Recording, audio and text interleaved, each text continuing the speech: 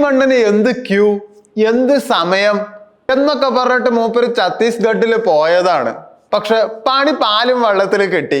ഇവിടെ പട്ടി കുരക്കണ പോലെ റഹീമണ്ണ എപ്പോഴും കുറച്ചും കൊണ്ടിരിക്കുകയായിരുന്നു. ഇപ്പൊ നോക്ക്, പൂച്ചയെ പോലെ പതുങ്ങിയിരിക്കണു. എന്ത് പറ്റി റഹീമണ്ണന്? വേറൊന്നുമില്ല, ഇംഗ്ലീഷ് പറയില്ല, ഹിന്ദി അറിയില്ല.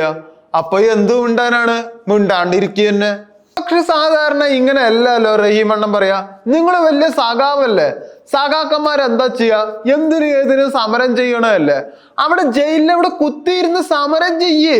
എന്നെ കയറ്റി വിട്ടില്ലെങ്കിൽ ഞാൻ ഇവിടെ സമരം ചെയ്യും, നിത്യാരം കിടക്കും, ഈ ഇൻകുലാബ് സിന്ദാബാദ് എന്നൊക്കെ നിങ്ങക്ക് പറഞ്ഞൂടെ?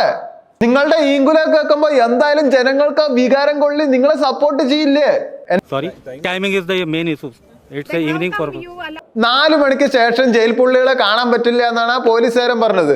നിങ്ങൾ 4 മണിക്ക് ശേഷം പോയാൽ അവരെങ്ങനെ കയറ്റി വിടാനാണ്? എന്ത് മെയില് ചെയ്തിട്ട് എന്താ കാര്യമുള്ളത്? ഇന്ത്യൻ നിയമം എല്ലാവർക്കും ഒരുപോലെ തന്നെയാണ്. റഹീമണ്ണൻ അവിടെ വ്യത്യാസമൊന്നുമില്ല. ഇനി നിങ്ങൾ ജയിൽ പുള്ളികളെ പോയി കണ്ടോ ഇല്ലെന്നൊന്നും എനിക്കറിയില്ല.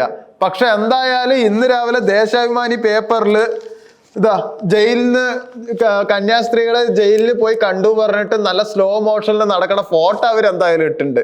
പോയ കാര്യം നടന്നില്ല, പക്ഷെ PR വർക്കൊക്കെ നന്നായിട്ട് തന്നെ നടന്നിട്ടുണ്ട്.